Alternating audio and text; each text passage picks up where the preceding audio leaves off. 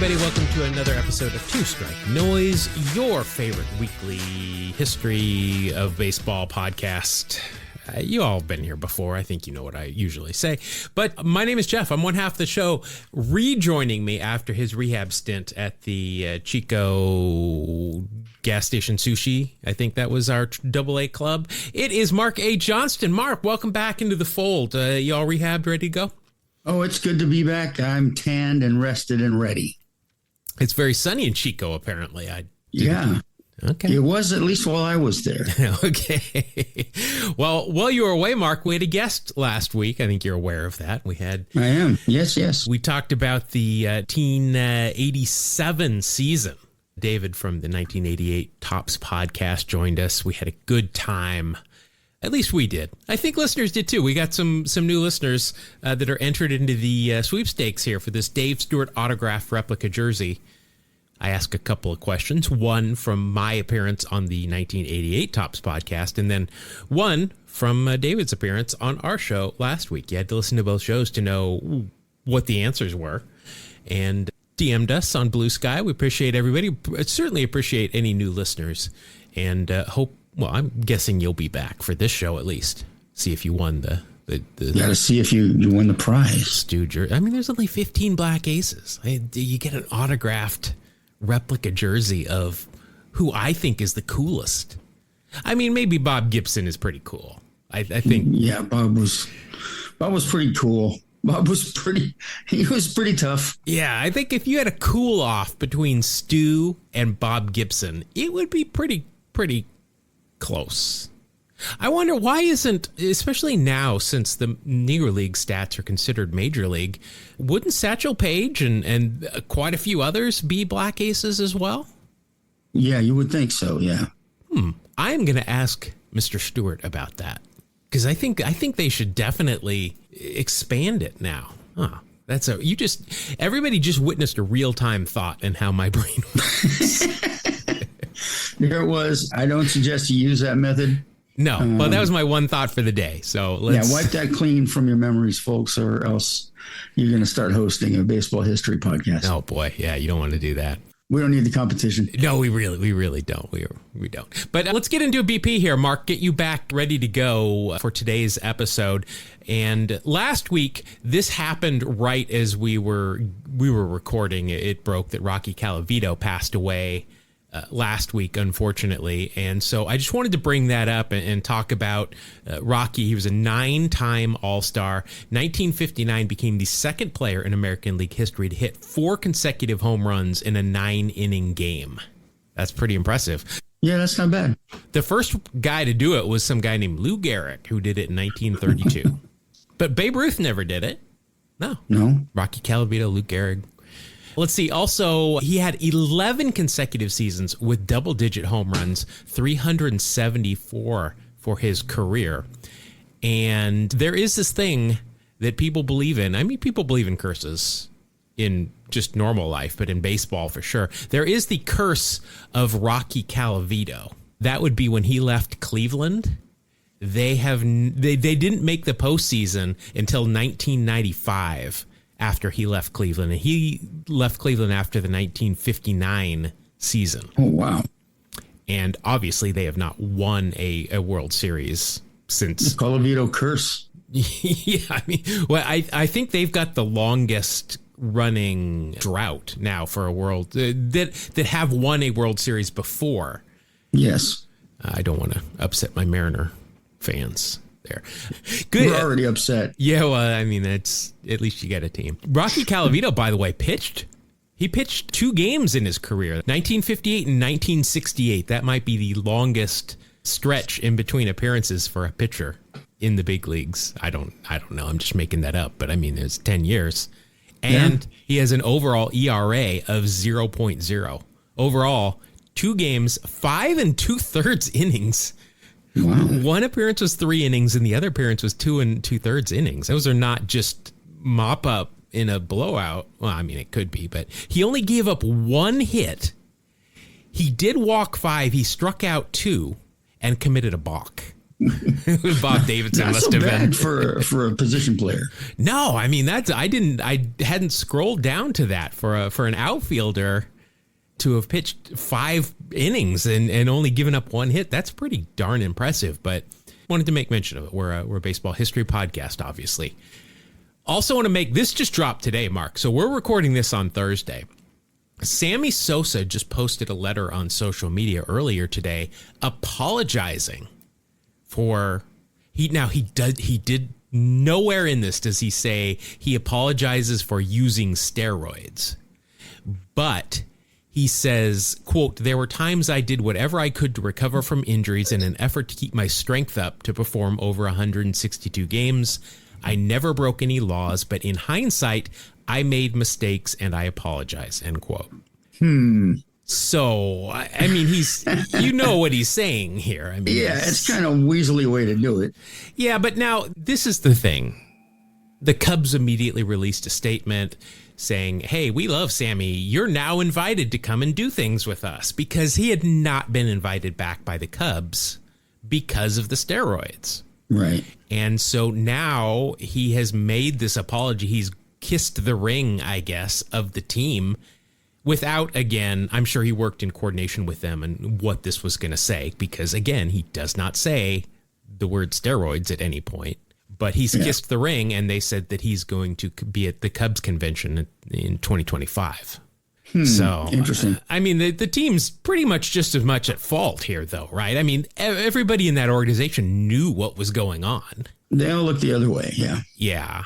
I don't like any part of this. And remember, Sosa, in front of Congress, and whenever anybody would ask him about this, all of a sudden he'd forget how to speak English. So Sneaky. He's still not even, he did like the least amount that he needed to do to just be able to come back and be seen at Wrigley Field again. I don't know. I'm not pleased either way about it, but that just happened. And obviously we talk about Sammy Sosa a bit here. I was doing some research, Mark, and I was looking at Albert Spalding's numbers. Yeah. So we've talked about Spalding a lot. I mean, he is in the Hall of Fame. He's in the Hall of Fame as a executive and actually had a very short major league career, 7 years.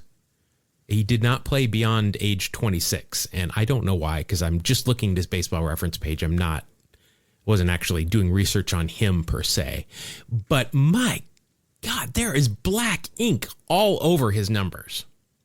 Yeah, I remember looking at that and thinking, I had no idea Spalding was this good of a hitter. He still holds. Well, I'm talking about pitching first. Okay. So, and this all had to do with Shohei Ohtani and two-way players. He still holds the major league career mark of win-loss percentage at 794 with a 251 wins to 65 losses. That's insane. His final year, 1877, he only appeared in 4 games as a pitcher. He had no record. The other 6 years of his career, he led the league in wins with 19, 38, 41, 52, 54, and 47. Is that good? I guess so. I mean, he's the career leader in win-loss percentage. He also led the league in WAR twice with an 11 and a 12.8. Wow. And in 1874, and I want to highlight 1874 specifically, he went 52-16. Wow. Pitched 71 games, started 69, finished 65 of them. Jeez. 4 shutouts to lead the league. He pitched 617 and a third innings. How does somebody even do that? I thought his arm would have fallen off 3 times by that. At that point, he also gave up the most hits with 755. When you're throwing 600 innings, yeah, I think you're going to give up a few knocks. We'll allow that. Home runs per 9 innings, 0.0. Wow. He gave up in 617 and a third innings. Now, okay, this is 1874, but he gave up 1 home run. That's a good percentage. That is crazy. Now, you mentioned his batting. If we go to his 1874 batting numbers as a pitcher, He hit 329. He led the league in plate appearances and at bats. Well, when you pitch 4,000 innings, you're going to bat a couple of times. Yeah. Wow. 334 on base as well. I mean, it's just crazy numbers. I was blown away by these numbers for a two-way player at that point. But I mean, I think pretty much everybody was. Right. Yeah, he did all things well. Yeah, including sporting goods. That's right. Yeah, absolutely. Now, I forget, and I apologize for forgetting. Is he the one that commissioned the report that named Abner Doubleday as the inventor of baseball? I think he might have been. I don't recall. It was either he or Comiskey. But we'll have to knock some points off him if it was him, because we all know that's ridiculous. Mark, now I know you will like this one. This one I wrote down just for you. I'm researching baseball myths for a video, and something we've talked about here before, these myths. But this one I found somebody had asked, "Hey, give me your best baseball myths," and somebody wrote, "Derek Jeter was an elite defensive shortstop." I knew you'd like that one. That's good. Yeah. I wish I'd come up with it. All right. Since we last spoke, you and I, Mark, my new team spent some money on a outfielder. Yeah, they spent some money. That's putting it lightly. Yeah. So there are articles everywhere about Juan Soto and the contract that he signed and the money and all that kind of stuff. But I found an interesting one that was written by the BBC. Baseball, probably not a lot of people in Europe or in the UK, probably not as familiar with baseball as we are, just as most people here not as familiar with cricket as I'm sure people in the UK are. So some interesting things in this article that was really written as an explainer as to who is this person and why is he in the news and why is he being paid this much. And so here's some highlights from the article. Quote, "It shows the excitement in the Mets camp at securing a player with big batting averages and accolades to his name. Last season, his batting average," and then in parentheses, "the measure of a player's successful hits," which that's misleading, "in the MLB," there's a pet peeve of mine, "in the Major League Baseball, was 0.288. They put a 0 in front of his average. And then, in quotes, "the 16th highest." So if I know nothing about baseball and I read this, I'm like, wait, so there were 15 guys that were better than him, and this guy is making, this much money? Well, yeah, they don't bring up the home runs. No, well, I mean, that's not important. Nothing is important except for the measure of a player's successful hits. With a 0.288. That's awesome. The 16th highest in the MLB. Maybe we should apply to be their MLB writer. They might need a new one after this. Well, I mean, they could just link to our podcast, and that's all I'm willing to do. It's the bare minimum. All right. I'll be happy to write a column every week. Well, you have to learn to write first. Well, I'm taking lessons. Come on, man. And then you got to learn to read what you've written. Yeah, I mean, there's a lot of work here, Mark. You're kind of behind the 8 ball here to start out with. But all right, that's going to do it for our BP segment. Let's get into the main segment of the show. Mark, today we've mentioned this guy before. We've mentioned somebody that is named similar to him before. But today I want to talk about Floyd Caves Herman. His middle name is Caves. Caves. Okay. I don't know if his family were big spelunkers. It's highly possible. I don't know. We love caves. Let's name our kid after him. Well, and I'll tell you, if that name doesn't tell you who it is right away, we'll get to it here in a minute. George was born in Buffalo, New York in 1903, raised in Glendale, California. George's sojourn into baseball began when he was just 18, and he signed with the minor league Edmonton Eskimos in Alberta, Canada. That name, by the way, was still in use with the Edmonton Canadian Football League team until 2020, and now they are the Edmonton Elks. because I knew that sounded familiar. And I know we have a large contingent of crossover listeners from my CFL podcast. It's football, eh? So yeah, I love that one. Yeah, it's very highly rated. Great show. So in Edmonton, a female fan would often shout at George, "Babe, get a hit," which is kind of weird because he was 18 at the time. And there's probably some cougar there in the stands like, "Come on, babe. Hey, babe, give me a hit." She's probably up there drinking beer and munching on some ketchup flavored potato chips and smoking a cigar. Right. The next spring, when Herman gets signed by Detroit and he goes to spring training with the Tigers, he was asked, "Hey, do you have a nickname? You want to call? Should we call you George? What do you want to be called?" And he says, "Call me Lefty." Now he did. He was left-handed, so I mean that works. Tigers coach Dan Howley thought, "Hey, that's too common of a name. We've already got like 7 lefties here. Give me something else." So George mentions his female stalker had called him Babe, and Howley responded, "All right, for now on, you're my babe." So this is the story of Babe Herman. It should be noted that there was another prominent athlete called Babe Herman at this time who was a boxer, like a really well-known boxer. And there was also some other baseball player in Boston. There's from Who Framed Roger Rabbit, there's Baby Herman. So don't get those guys mixed up either. Oh, certainly don't want to. And of course, the other baseball player in Boston had a somewhat similar name as well. I don't know what happened to him.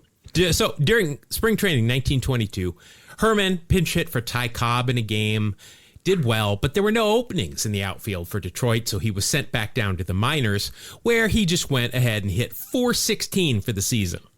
No call-up. 416. All right. That's rough not to get a call. Yeah. His break came in 1925 when a scout for the Brooklyn Robins, who were previously called the Dodgers and then would later also be called the Dodgers, famously stated, quote, "He's kind of funny in the field, but when I see a guy go 6 for 6, I got to go for him," end quote. So Herman made his major league debut in 1926 as a first baseman. He hit .319 and quickly established himself as obviously a great hitter, finishing 4th in the National League in doubles and 7th in home runs. In August, in a game against Pittsburgh, Babe had 9 straight hits against the Bucks. But only 4 days later, maybe the thing that people still think of when they think of Babe Herman. So there's 1 out and the bases are loaded. Babe hits a fly ball to deep right field. It's, 50-50 ball, whether it's going to be caught or not. It wasn't. It bounces off the outfield wall. All 3 runners on base take off. The lead runner, Hank DeBerry, from third, he scores the go-ahead run.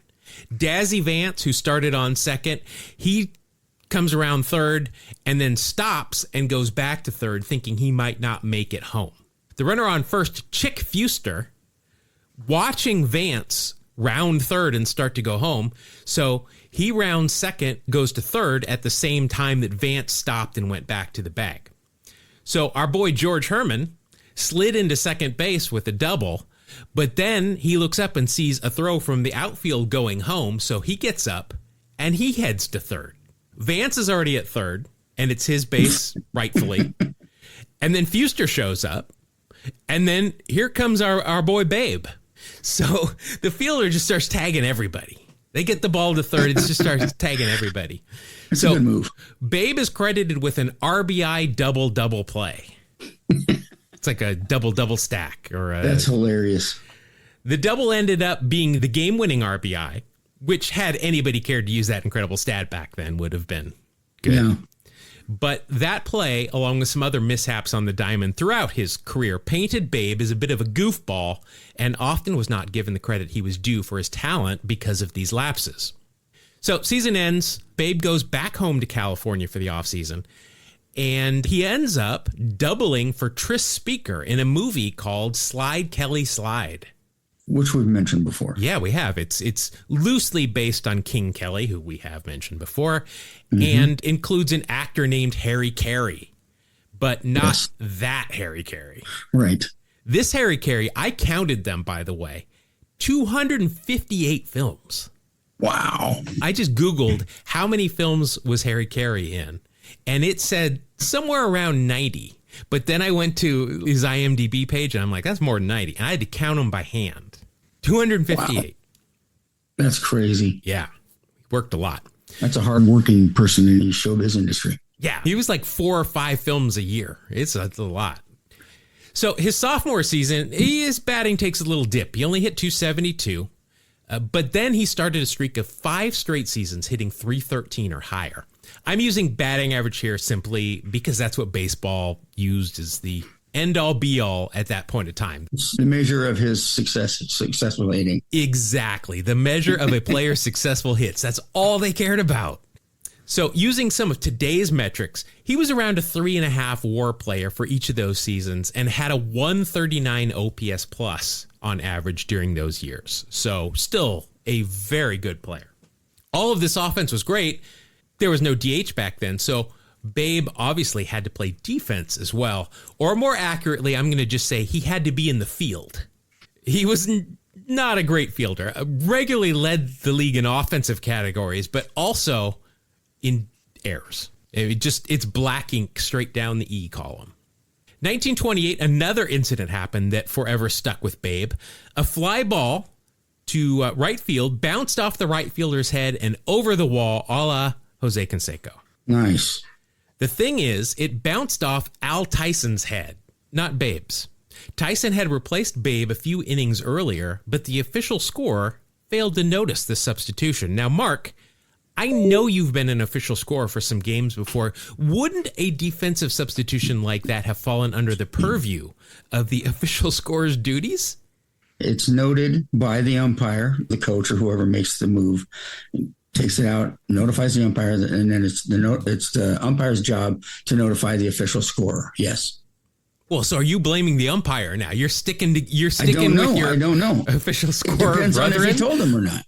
It says several innings passed, so I would think this guy might have even hit in the interim. I don't know. But Babe would later say, quote, "Never once did I get hit on the head by a fly ball. Once or twice on the shoulder, maybe, but never on the head," end quote. There you go. So talking about his defense, teammate Fresco Thompson once said, quote, "He wore a glove for one reason, because it was league custom," end quote. Herman developed a self-deprecating attitude towards his defensive skills, and when a local bank informed him that somebody had been impersonating him and cashing bad checks, he told them, "Hit him a few fly balls. If he catches any, it ain't me." His teammate, Dazzy Vance, we mentioned him earlier, he dubbed Babe the Headless Horseman of Ebbets Field. Nice. His 1929 batting average of .381 was a team record, but it would only stand for one season, as in 1930, Babe hit .393 and did not win the batting title. Bill Terry hit .401. Wow, that's rough. Yeah. He also broke club records for home runs and RBIs. He also hit 35 home runs that year and knocked in 130 and ended up with an OPS of 1.132. Now, see, that's nice. BBC, there's where you can put a number in front of a point for baseball statistics, OPS, as long as it's a 1. He had a .455 on base percentage and ended the season with a career high 6.9 WAR. That's still half of Spalding's best year. Yes. But I mean, I guess you had pitching, that incredible pitching and the incredible batting, so that makes sense. This is true. And this takes into account his defense. Included in this incredible offensive season were some more Babe things. On 2 occasions that season, Herman stopped to watch a home run while running the bases and was passed by the guy who hit the home run, in each case causing the home run to only count as a single. 1931, Herman's batting average dipped to an anemic .313, but he did lead the league with 77 extra base hits. But to add to the Babe lure, he was thrown out trying to steal a base against the Cardinals, despite the opposing catcher being 48-year-old Cardinals manager and friend of the pod, Gabby Street. Gabby was behind the plate, appearing in his first game since 1912. This is 1931 now. That's crazy. Street was the E-Buck, similar to the E-Bug for my hockey fans out there who are, again, from my CFL podcast. Babe was traded to the Cincinnati Reds before the 1932 season because of a salary dispute, and with the Reds, he rebounded by leading the league with 19 triples and somehow a very improved defense. He led all National League right fielders in putouts with 392, establishing a still standing Major League record, according to a Sabre bio, though I spent like a half hour trying to confirm this, and I was unable to. I do not think that this is still the record, but he did it in only 146 games. The Reds were having financial issues, so they traded Babe to the Chicago Cubs, where Babe made news, hitting 3 home runs in a single game and achieving his 3rd career cycle, the first player to achieve a cycle in both the American and the National League. After a brief stint with the Pirates, Herman returned to the Reds in 1935 and made history when he hit the first ever home run in a Major League night game against the Dodgers at Crosley Field. Babe spent the next 2 years in Detroit before signing with the Hollywood Stars of the PCL, playing in front of his hometown fans for 6 seasons. And Mark, we've talked about how great the PCL was in terms of talent. It was still not considered a major league, but the talent was very close, if not equal to the major leagues. They had quite a few really good players. Yeah, somebody named DiMaggio comes to mind when I think of PCL. But regardless, Babe hit over 300 every season and was beloved by his friends and fans and family that came and watched him play every day. And he really enjoyed his time there. Then in 1942, he was involved in another Hollywood production, this time in one of the most popular baseball movies of all time, Major League 3. Wait, no, that's Sandlot 2. No, not Sandlot 2. Pride of the Yankees. Oh, sure, that one. Yeah, a little bit better than those other two. Gary Cooper portrayed Garrick, but had never played baseball in his life, and it was painfully obvious. Babe was a technical consultant and served as a double for Cooper in long shots of Garrick hitting. Then in 1945, the Dodgers were involved in a pennant race. General manager Branch Rickey contacted Herman, who was 42 at this point, and he hadn't been in a big league game for 8 years. Asked him if he'd come back and help the depleted team because the war had, obviously we've talked about this, so many of the players went and served their country. Mm-hmm. He played his final major league game with the Brooklyn Dodgers in 1945 at the age of 42, where he was welcomed and treated very well by the Dodger fans. Herman's impressive career stats include a .324 batting average, 1,818 hits, 181 home runs, and nearly 1,000 RBIs over 1,552 games. He hit over 300 8 times in the big leagues. After retirement, he scouted for several teams for about 10 years. He's credited with signing several players who went on to the major leagues, including Wally Westlake, Ed Fitzgerald, Paul Blair, and Vern Law, father to Vance, who's been on the show. In retirement, he raised orchids in the backyard of the home that he lived at for 56 years. One of his crossbreeds was called Babe's Baby. It was a pure red orchid that once sprouted 46 blooms on one plant, which I assume everybody knows is impressive if you listen to my other podcast, All About Orchids, which is also targeted at Canadians. One. Yeah. Yes. That's a good one. Across the research I did, there were many comments about some of the funny lines that Babe would say when being interviewed. I searched so hard, I could not find any of them. First of all, because if you do a search for Babe Herman on the internet, 98% of the stuff you find is going to be about Babe Ruth. So that wasn't cool. But supposedly, he was the first one to reply to a young woman who had commented to him, "My, but you look cool, Mr. Herman." And he said, "You don't look so hot yourself." But that line is credited to Yogi Berra, who obviously came along quite a bit later than Mr. Herman here. Paging Mr. Herman. So that's been in my head the whole time. Pee-wee reference. Yeah. So George died in Glendale, California in 1987 at age 84, following a bout with pneumonia and a series of strokes. looking at Babe's career numbers, there sure seems to be a case that he might be a fringe Hall of Famer here. Yeah, just listening to the numbers you're telling me, that's quite a number of seasons where he was way over the top. It was kind of a shorter career, 13 years. So he did make the 10-year mark that you got to make to do it. But looking at his career numbers on Baseball Reference, especially the similarity scores, he is listed alongside Hall of Famers Chick Haffey, Tony Oliva, and Ed Averill. And also another Hall of Famer he's similar to, George High Pockets Kelly, who, of course, is considered generally to be one of the least worthy Hall of Fame members, despite the 80 grade nickname for being tall. But there you have it. There is Babe Herman, not George Herman Babe Ruth. That's good stuff, man. It seems like he fits in with our pantheon of Two Strike Noise.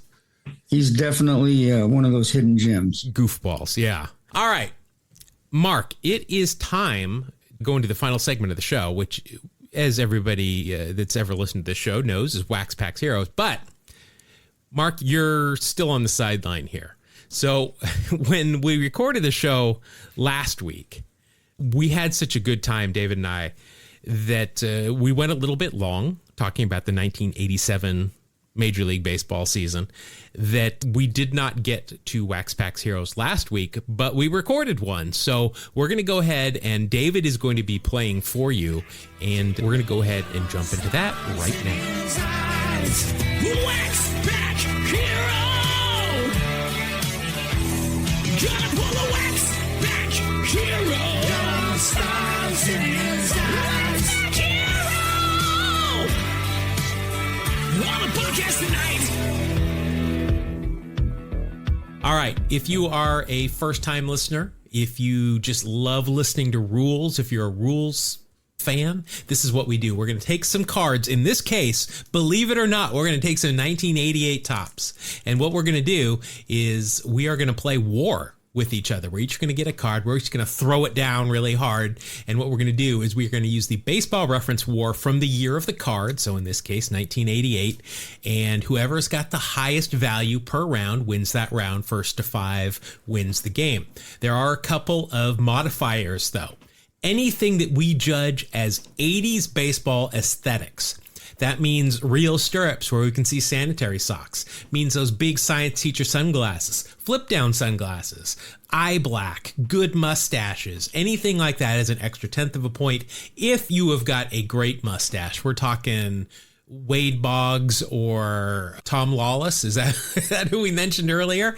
You can be awarded an extra bonus 1/10 of a point on top of that. But if we see things that we don't like 2-in-1 stirrups, Kent Herbeck, that'll be a minus 1/10 of a point. If the player won any awards that year, meaning Rookie of the Year, Cy Young, MVP, if they were an All-Star or won a Gold Glove, that's a 1/2 a point each.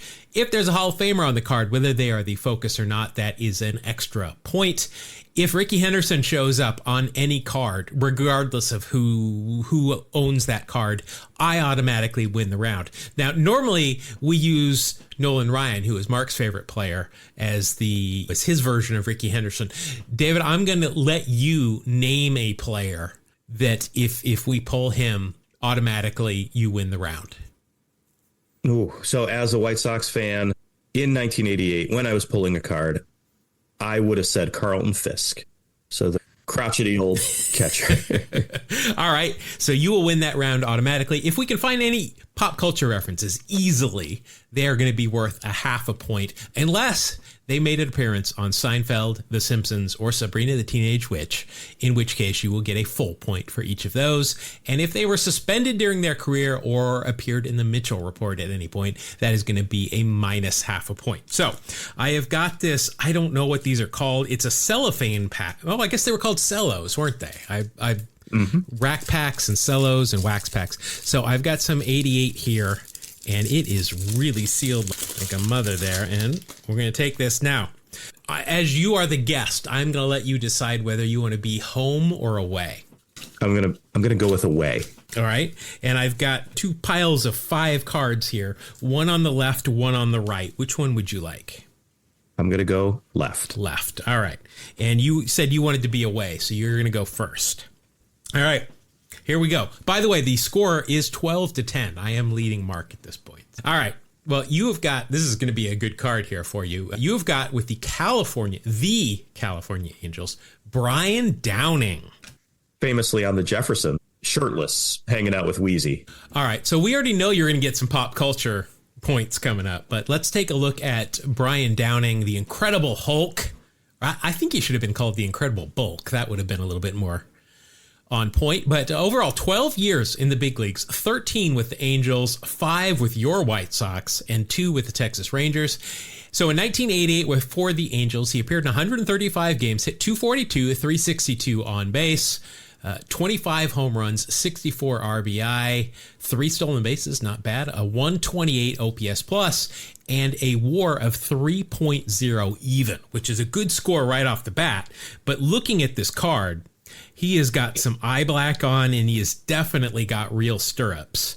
And he is also wearing his hat under his batting glove, He's also wearing his hat under his batting helmet, which we are going to call an 80s baseball aesthetic because you don't see that anymore. So that will be 3 extra tenths of a point there. We're going to go with the pop culture reference, the Jeffersons. How in the world does Brian Downing end up on the Jeffersons? So Wheezy Jefferson was sneaking into the Angels locker room to meet Reggie Jackson and instead bumps into a shirtless Brian Downing. Well, that's because I don't know if it gets an extra tenth of a point because he's not wearing a shirt, but well, this is all because George dropped a Reggie Jackson home run. I meant more of why is Brian Downing being cast in a primetime sitcom? Not just here, but also in different strokes. 2 primetime appearances by Brian Downing. I think it just goes to show he was built like Lou Ferrigno, very muscly guy when that was not necessarily in vogue. A very good player. He had a sneaky good career. He also had one of the best pictures when he played for the White Sox. He looks like a police officer. He's got giant shades and the red White Sox hat with the powder blue uniform. Just fantastic. The thing I remember about Brian Downing is he was a big guy, a designated hitter, outfielder, but he led off a lot of times. He was a top of the order guy, led the league in walks once, 1,197 career walks, only 1,127 career strikeouts for a 370 career on base. That's unheard of for somebody that had some pop to be at the top of the order and having more walks than strikeouts. Very interesting. Yeah, very good career. So that'll be a half a point, and that will take you up to 3.8. That's a very good score, especially considering that I've got a manager card. Got a manager card for your Chicago White Sox as well. It's Jim Fregosi. Traded for Nolan Ryan from the Angels to the Mets, and it didn't go well for him. But he had half of a Hall of Fame career with the Angels, again, in obscurity, playing in LA on the second team. But very good player in his time. Yeah, 18 years in the big leagues, 11 with the Angels, 5 with the Rangers, Mets and Pirates for 2. Overall, a 48.7 WAR. That's higher than Dave Parker. Managed for the Phillies, the White Sox, the Angels, and the Blue Jays. Now, normally, you can win with a manager card if the other player's card was really bad and is in the minus, but there is really, I might get 80s baseball aesthetics because he's wearing the curly C and the White Sox batter logo, which is really cool, but that's even... I do like that jacket. It's a very good jacket. Yeah, I love that logo. And this was number on the pants time for the White Sox, I believe. So that's good too. All right. So you're up 1-0. Your next card is an Expo. Oh, wow. You're really, really do well with this one.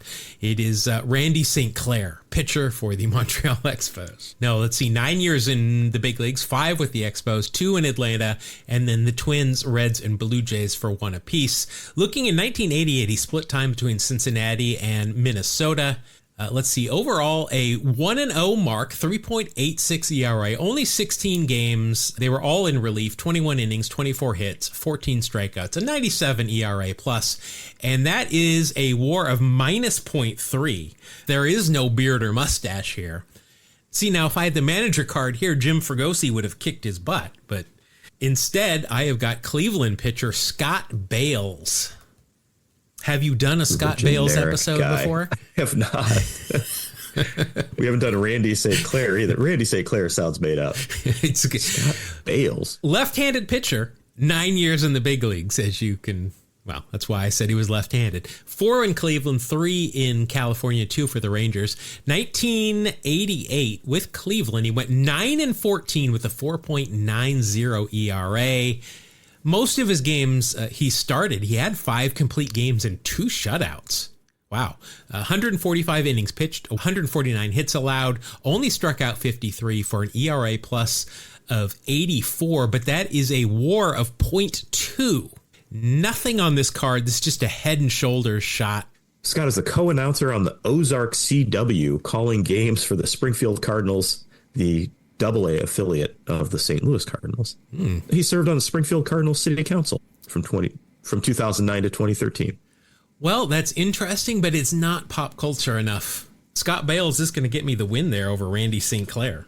And I look forward to those 2 episodes airing soon on the 1988 Tops podcast. All right. Well, now I know he's got such a detailed Wikipedia. Can't wait. I'm going to get on that one. Your next player is for the Blue Jays. It is designated hitter Juan Beniquez. Juan Beniquez is going to get me maybe some hair points. Yeah, he's got, well, I would consider this more of an afro than a Jerry curl. Jerry curl to me, I don't know, white boy that grew up in Salt Lake City. Jerry curl to me is shiny, and this is not. And I don't know if that has any sort of bearing as to whether it is considered an afro or a Jerry curl. And I apologize in advance to anybody who I have just offended. I'm not entirely sure. It is very curly. It's a good looking head of hair. Oh, he does have some wristbands, so that's nice. Now I don't think that they have his face on They're them. not Mims bands. They don't have his jersey number, nor are they McDonald's branded, which are generally the 3 things that we look for in wristbands. Overall, 17 years in the big leagues, 5 with the Angels, 4 with the Red Sox, 3 with the Rangers, 2 with the Blue Jays, and then Baltimore, Seattle, the Yankees, and the Royals for parts of seasons. 1988 was his final year in the big leagues. It was with Toronto. He only appeared in 27 games. He hit .293, not bad, .373 on base, 1 home run, 8 RBI, and a 112 OPS for a WAR of 0.2. Juan won a Gold Glove in 1977. Career .274 average. Played in 1,500 games. That's a solid career. A solid player to have on your roster. One of those guys that fills out the roster that everybody needs, and he's going to play. He has a stadium named after him in San Sebastian, Puerto Rico. Oh, very, very nice. That's surprising to me. I didn't know that he would be stadium worthy. Traded for recording artist Rupert Jones at one point. I think I'll give you a 1/10 of a point on the hair, just as somebody that is lacking it. I'm going to go ahead and I'm a little jealous. Also played in the Senior Professional League where he hit .359 for the St. Lucie Legends. So you have got a 0.3, and you're going to be going up against, wow, did not put the best cards in the top of these packs. I've got Pirate pitcher Jeff Robinson. All right, so this Jeff Robinson, 9 years in the big leagues, Giants for 4, Pirates for 3, Yankees, Cubs, and Angels for parts of seasons in 1988. 11-5 with the Bucks, .303 average. Out of the bullpen, 75 games, 9 saves, 124 innings, 113 hits allowed, 87 strikeouts for a 112 ERA plus, and that is good for a WAR of 1.3. That's it's a good season. That's pretty much it. Nothing on the card is going to help me out. Traded at one point for Rick Russell, Big Daddy, and also traded for Sluggo at one point, Don Slott. That's enough for a win. Jeff Robinson puts down Juan Beniquez. Now this next one, this will be quick because he is on our do not talk about list. Your next card is Cleveland outfielder Mel Hall. Oof. He's one that we have not figured out how we're going to do an episode on Mel Hall. Yeah, let's. Now, I do remember he was with the Yankees when Ricky was there, and I remember he does have what I would consider a jerry curl in this picture. It's spring training. It's him holding a bat from the waist up. I will give you jerry curl points. He's not wearing batting gloves, which would normally get you points, but this is clearly a posed picture. Overall, 13 years in the big leagues, 5 with Cleveland, 4 with the Yankees and Cubs, and 1 for the Giants. 1988 in Cleveland, he hit 280 in 150 games, 312 on base, 6 home runs, 71 RBI, a 95 OPS plus, and a minus .2 WAR. So that Jerry Curl money will at least come in handy to take you to a minus .1, but not a great season there by Mel. And then I'm probably going to lose points for his being in jail. The off the field stuff, kind of hard to ignore. We're not going to talk about it a lot. Well, we're not going to talk about it at all. He's on the do not talk about list. But in '84, quite a trade that he was involved with. The Cubs sent him and Joe Carter and some other players to Cleveland for George Frazier, Ron Hassey, and somebody that we've talked about earlier, Rick Sutcliffe. But huge trade for the Cubs that led to them winning the National League East and going to the playoffs. So you've got Mel Hall, and I have got for the Cubs, I've got Bob Dernier. The deer. Is he going to be able to beat Mel Hall's, minus .6? If you're going to get points just because of Bob Dernier's look on this card, this is one of the coolest looking cards. It's not quite Dave Stewart, but we covered this card. And actually, a listener then sent me a signed copy of it, and that is a great gift. Yeah, so he's got the eye black on. He doesn't have he wanted to make sure the eye black was effective. This is a very thick strip from the bridge of his nose almost to his temple. He really wanted to make sure that was covered. I love the pullover. I might, though, give you points for the mock turtleneck that he's wearing. A little bit before the time of the mock turtlenecks in 1988, but that's a good look. Overall, Dernier, 10 years in the big leagues, Phillies for 6, Cubs for 4, 1988. Let's see, 68 games played, 289 average, 330 on base, 1 home run, 10 RBI. He did have 13 stolen bases and a 92 OPS plus for a WAR of .4. So, assuming he's not in jail, I think I'm going to win this round as well. Yeah, he did some coaching for the Cubs, ran a baseball training camp in Kansas City. Just normal post-career stuff for Bob Dernier. But he teamed up with Ryan Sandberg in 1984. Harry Carey called him the Daily Double. He was also on the 1983 Phillies, played in the playoffs there, and then was traded to the Cubs the next year. So as the leadoff man for the Cubs team, just had a great season in 1984, won a Gold Glove there as well. I didn't realize the stolen base numbers for Bob Dernier. 218 in his career, including, looks like 7 consecutive seasons of double figures of stolen bases. But I will take it. Bob Dernier over Mel Hall. That puts me up 3-1. Mark might be on the bullpen phone to you here very shortly. All right, now you've got a legitimate shot here. You have got first baseman for the San Diego Padres, John Kruk. I was going to mention that earlier because you said the cards from 1988 had a lot of guys that didn't look like baseball players, and John Kruk's book famously called I'm not a baseball player, or I'm not an athlete, ma'am, I'm a baseball player. Kruk overall 10 years in the big leagues, Phillies for 6, San Diego for 4, and then just a part of a season in 95, his final year with the White Sox. In 1988 for the Dads, in 120 games, he hit 241, 369 on base, 9 home runs, 44 RBI, a 113 RBI plus, a 113 OPS plus, and that is good for a WAR of 1.3. The card itself looks like it's probably during batting practice. He's got a jacket on. He's a little sweaty, but he is wearing a batting helmet with no ear flaps, which is definitely an 80s baseball aesthetic. So you will get a 10th of a point for that. We haven't had anybody with a mustache yet. What's up with that? So I don't know if this gets him points, but this is a great move to retire.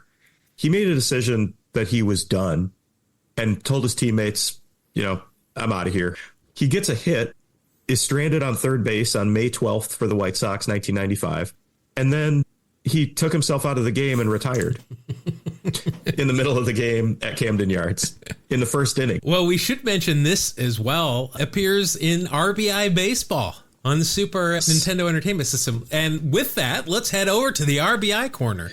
No, wait, the wrong We're podcast. extending this out to 2 hours. We do cover every player who's in the RBI Baseball set, or who is in the set, who is in the game RBI Baseball. John Kruk is one of the more inexplicable inclusions in there because he was basically a rookie in 1987. He was in his second year. He hit .313, but 20 home runs. That was a good year, but that doesn't really make sense why he was on the bench in RBI Baseball. He's going to get some pop culture points. He was in The Fan, The Sandlot, Heading Home. Is that I think that was the third sequel? One. He was in Aqua Teen Hunger Force. And we have mentioned this before, that he feared for his life as the FBI was looking into him at one point, even visiting him at stadiums to interview him about a crime with one of his roommates that I think he had down in Winter Ball one year.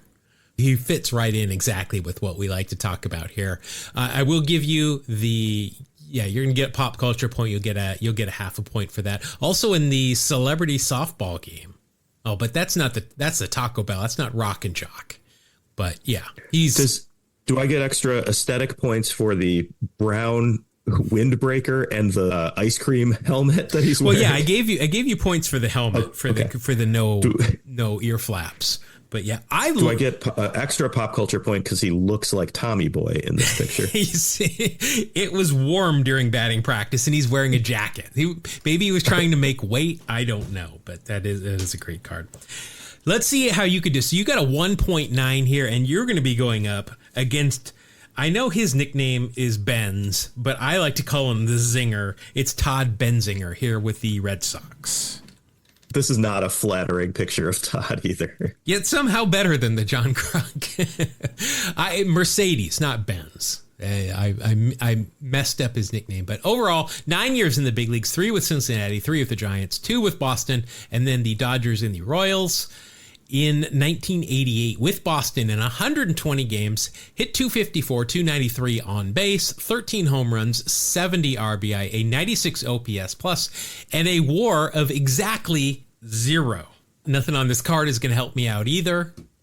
He was traded at one point for the Assassin, Nick Asaski, 2 nicknames that I've made up there, and also traded for one of my guys, Carmelo Martinez. I think Todd Benzinger was well thought of for the Red Sox. He hit .323 in 1987 at AAA and then was called up. And, he didn't really quite pan out as they expected, but he ended up playing 9 seasons. I didn't know that he ended up on the Giants late in his career. Don't remember those years for Todd Benzinger. He ended up coaching girls basketball at Loveland High School in Loveland, Ohio, and managed the Dayton Dragons for a couple seasons. How about this? In 1988, during the Morgan Magic run of the Red Sox, hit a 10th inning walk-off home run on July 20th. That game by Red Sox fans is referred to as the Benzinger game. We recently talked about the Jeff Stone game for the Red Sox. I feel like anytime a guy unexpectedly does something good, they get a game. Well, I think this is more impressive. He ended Oral Hershiser's scoreless inning streak at 59 with an RBI in the first inning of Hershiser's first start in 1989. Good news for you. That's a win for you. That's 2 for you and 3 for me. So we've got a barn burner here. And I am thinking you're going to win this one because you have got a great card here with the Blue Jays. It is center fielder Lloyd Moseby. Shaker Mosby. Lloyd Moseby got his nickname from playing basketball. He was a very good basketball player. Also from Oakland. Yep. Grew up playing with Dave Stewart, as we discussed in the recent episode. He went to Oakland High School, but was born in Arkansas and then moved there. But he was a really good player. He had a couple very good years for the Blue Jays early on. Yeah, let's see. Overall, 12 years in the big leagues, 10 with Detroit, 10 with Toronto, 2 with Detroit. He is one of those Oakland boys that all grew up together, playing against and with each other, and then in the big leagues. some of those names we mentioned on your podcast. In 1988, overall, let's see, 128 games, 239 average, 343 on base, 10 home runs, 42 RBI, 31 stolen bases, a 100 even OPS plus, but a 1.9 WAR. I think he's got a mustache here. It's a wispy one, but I'll give it to you. So that'll take you up to an even 2. Yeah, it's a good looking card. He's got wristbands, but not Mims bands. Mm-hmm. Unfortunately, some Franklin batting gloves, bright blue. Lloyd Moseby is exactly one of the guys who I'd prefer a 1987 stat line on. First round pick, second overall in 1978. Canadian Baseball Hall of Fame. Played in Yomiuri. Oh boy, yeah, he's the guy, and you will see this in every Major League blooper film where he's on first base and he steals second, but the ball's put in play and he doesn't know where the ball is, and he runs back to first and they try to throw him out there and the ball gets away and then he goes back. So he kind of stole second and then kind of stole first and then kind of advanced to second and was very tired by the time that rundown ended. And he was part of that Killer Bees outfield with George Bell, Jesse Barfield, and Lloyd Moseby. That's a bit of a stretch, but I like it. All right, so that's a 2 even, and you are going up against Orioles outfielder Jim Traber. So Jim Traber is now, he's like a shock jock radio DJ. Him and Joey Floorwax. When you were talking about Michael Floorwax, I remember there was a show, it had the Sklar brothers, and they would watch these old cheap seats. And they were always talking about Michael Floorwax, and it was always Steve Garvey and Michael Floorwax, and they were like, Floorwax is at it again. Yeah, it's because he was in the Steve Garvey Bill Fish Don't Call Us Marlins special that I talked about a week or two ago. So let's see, Jim Traber, 4 years in the big leagues, all of it with Baltimore. Let's see, in 1988, wow, in 103 games, he hit 222, is 261 on base, 10 home runs, 45 RBI, a 66 OPS plus, and a minus 1.2 WAR. So unless he has been on a bunch of TV shows that I have never heard of, I think. Well, he wasn't, but he is in broadcast media. He also sang the national anthem the night of his MLB debut. He was an accomplished singer.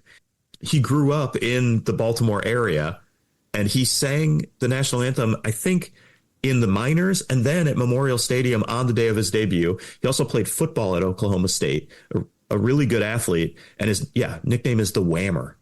That's like Champ in Anchorman. Well, the Whammer was the Babe Ruth in The Natural as well. He went on to play for the Kintetsu Buffaloes, and he was kicked in the head in a fight. And there's some very good footage of this brawl. Well, that was the second clip that you'll see a lot of him in Japan. The first one, when he got hit, he charged the mound and the pitcher just took off and ran for quite a while. Jim Traber, not going to help me out here, and that's going to tie up the score now at 3 apiece. All right, your next card here is a future manager, but this is a good-looking card here for the Giants, catcher Bob Melvin. And you're going to get some points right away because he's got eye black on and he's got some real stirrups, so that's always a good thing. Bo Mel, overall 10 years in the big leagues, 3 with the Giants, 3 with the O's, and then a bunch of other teams. In 1988 for the Giants, 92 games, 234 average, 268 on base, 8 home runs, 27 RBI, and 87 OPS plus. And that is good for a .9 WAR, plus the aforementioned eye black and stirrups will take you to a 1.1. I think Bo Mel probably known more for his managing than he was as a player. Not a bad player. Traded along with Senior Smoke Juan Berenger at one point for Matt Noakes. Bunch of names we mentioned earlier in the pod. First round draft pick, second overall by the Tigers in 1981. A lot of accolades as a manager. Pop culture, though, I'm not sure unless you count like A's promotional commercials, which are always good. I'm not sure I can give him anything else. Yeah, I'm not seeing much on his Wikipedia, but it looks like a lot of his value came on the defensive side, not necessarily on the offensive side, but a good defensive catcher and a 10-year career as a backup catcher. Not too shabby. Yeah. All right. Well, let's go from one catcher to another. I've got catcher for the Blue Jays, lover of Ricky Henderson during the 89 ALCS. It's Ernie Witt. You're going to get mustache points here. Leo Ernest Witt, overall 15 years in the big leagues, 12 with Toronto, and then Atlanta, Baltimore, and Boston. Let's see, 1988, 127 games, 251 average, 348 on base, 16 home runs, 70 RBI, a 112 OPS plus, and a 2.8 WAR. He has got a great mustache on here. I'm not sure if that's a 2/10 or not. I'm not sure I'm going to need it with a 2.8 WAR, but I mean, it does fill the entire space between the nose and the lip, which is always important when judging mustaches. Witt was a part owner of the Mother's Pizza chain in Southern Ontario in 1983. Mother's Pizza featured an Ernie Witt special, but I can't find. I have searched for it to see what exactly was on that before and could not. That I don't know if that counts as pop culture. Ernie Witt's been the longtime manager of the Canadian national baseball team at World Baseball Classics, at the Olympics, and is in the Ontario Sports Hall of Fame as well as the Canadian Baseball Hall of Fame. All right. So I will pick up the win there with Ernie Witt. I am up 4-3, and let's see if I can put this away or not. You have got pitcher for the Brewers with a great mustache and some fantastic stirrups, Mark Clear. I believe Mark Clear is one of the more prominent Jewish players in Major League Baseball. Overall, 11 years in the big leagues, 5 with Boston, 3 with Milwaukee, 3 with the Angels. 1988 with Milwaukee, he appeared in 25 games, went 1-0 with a 2.79 ERA, 29 innings pitched, 23 hits, 26 strikeouts for a 144 ERA plus, and that is good for a .3 WAR. He has got stirrups. You know, in 1988, people weren't wearing stirrups up to their knees, but he has got it there. I mean, he would fit right in today. And he's got a great mustache there. So you will get 0.2 of a point out of that. I would, if I could, give you bonus points for the Brewers uniforms, but I would give everybody points for every uniform just about at this time. Traded with Carney Lansford from the Angels to the Red Sox at one point for Rick Burleson and Butch Hobson. In terms of pop culture points, though, I don't think you're going to score anymore. You've got a positive 0.5, which might be good because you're going to be going up against Dodger third baseman Jeff Hamilton. Hamilton, 6 years in the big leagues, all of it with the Dodgers. In 1988, appeared in 111 games. Wow, as a third baseman, shortstop, and first baseman, hit .236, .268 on base, 6 home runs, 33 RBI, and a 79 OPS. But apparently that defense is working for him, a .7 WAR. Nothing on this card is going to help me out. Let's see, won a World Series ring with the Dodgers in 88, which, of course he did. Appeared in 5 games, though, in the World Series, and hit a .5, 105. Not his best time. He did pitch in 1989. How about that, though? He took a loss, pitched an inning and 2/3, 5.4 ERA, and struck out 2. Wow, as a position player. Wow, listen who he struck. He struck out Billy Hatcher and Ken Caminiti, and then gave up the game-winning hit to Rafael Ramirez. That was the 22-inning game that lasted over 7 hours. No zombie runner in that one.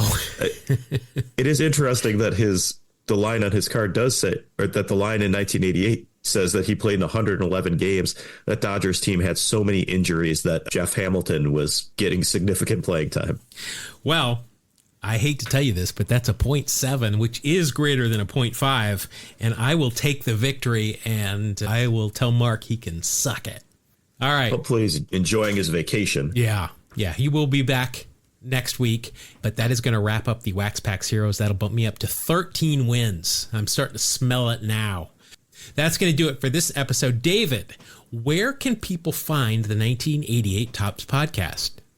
All of your podcast platforms, just look for 1988 Tops. Find us on whatever social media you prefer. We're mostly on Blue Sky, 1988 Tops Podcast, but we're also active on Facebook, or you can email me at 1988topspodcast@gmail.com. All right. Well, thank you once again. I think I said it like 8,000 times last week, but David McEllis of the 1988 Tops podcast. If you're not listening to that podcast, I don't know why not. I mean, I mention it like 8 times every episode because we cover many of the same topics, but those guys are just, they're really great, and I enjoy talking with them. But what we did when we teamed up with them is we decided we were going to do a little raffle. Because last time I was hanging out with my buddy Stu. That's not the way it really happened. But last time I was in the vicinity of Dave Stewart, I had a couple of these Dave Stewart replica jerseys that they gave away when they retired his number in Oakland. And so I got a couple of them signed, one for me and one expressly for this situation. What we did, I told you just got to listen to both podcasts when I was on theirs talking about the aforementioned Dave Stewart, and then last week's when David was here, and I asked a question that referenced both of those shows, and all you had to do was send me a DM on Blue Sky with the answer to those questions, and you would be entered. So we've got a pretty good pool of entries here, and some of these I don't know. These are new listeners, some of these. We've got some of our usuals, but we've also got some new listeners, so we really appreciate that. Good luck to everybody. I've taken everybody's name here. I've put them in the Wheel of Names randomizer, and we're going to go ahead and spin this bad boy and see who we have got. And the winner is... This is a name. This is one of those, I think, new names. Oh, there's even applause there. The winner is Matt Albertson. Way to go, Matt. Way to go. If you are a new listener, because not looking at the messages and I don't recognize that name, we hope you're still listening. I will send you a reply and ask for an address that I can send this, and you should, by the new year, have a cool new piece of memorabilia. So congratulations to Matt Albertson. And again, thank you, everybody, for sending me those answers and for listening to the podcast. We really appreciate it. All right, Mark, that's going to do it. This is a pretty easy one for you to get back in the swing of things. Yeah, it's coming off of a tropical vacation. Going back to work was a little rough. So I'm still a little mentally back in Roatan, which, by the way, you're not supposed to go anymore. After you left, they're like, don't send us anymore, please. If that's what you're sending us. I think I had something to do with it. Yeah. You know, but the monkeys jumping on me and going through my beard and then eating iguana. I'm ready to do some baseball, baby. All right. Well, we're not going to have a show next week. We're going to take some time off here with the holidays. I think everybody is with friends and family. Hopefully everybody is in good health and doing well. Happy holidays to everybody that celebrates it. And if you want more of us, you can always find us on the internet. Just search for Two Strike Noise. That is TWO Strike Noise. You can also find all of the links down in the socials. Make sure to check out our YouTube page. I've got some new videos up there. I've been streaming a couple of times a week on Twitch. A couple of you have been joining in, and we've been doing some baseball dailies, which is a lot of fun. I'm really enjoying that. And Mark, we've also been getting some emails of which you are the keeper of. Do you want to tell them how to do that? Yeah, you can reach us at Two Strike Noise, spell it out, TWO, Strike Noise, at gmail.com. And we've been getting a lot of emails. And bear with me because I was out of town for 10 days. So I'll get back to you, I promise. All right. Yeah. Thank you, everybody, for listening. Everybody have a happy and a safe holiday if you are celebrating it. And we will see you again. I'm not sure. It'll probably be the new year that we talk to everybody again. But I will be on Twitch if you want to pop in there and join us there. But all right, that'll do it for this episode of Two Strike Noise. We'll see you again next time. Thank you. God bless you. Have a great day.